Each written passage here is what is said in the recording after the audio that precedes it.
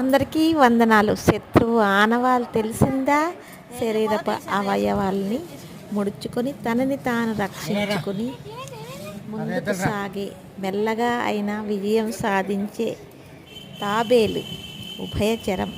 నీటిలో అయినా ఉంటుంది, నేల మీదైనా జీవించగల తాబేలు.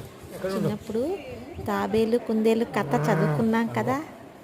మెల్లగా అయినా స్టార్ తాబేళ్ళు, నక్షత్రపు తాబేళ్ళు చాలా బాగున్నాయి చూడండి.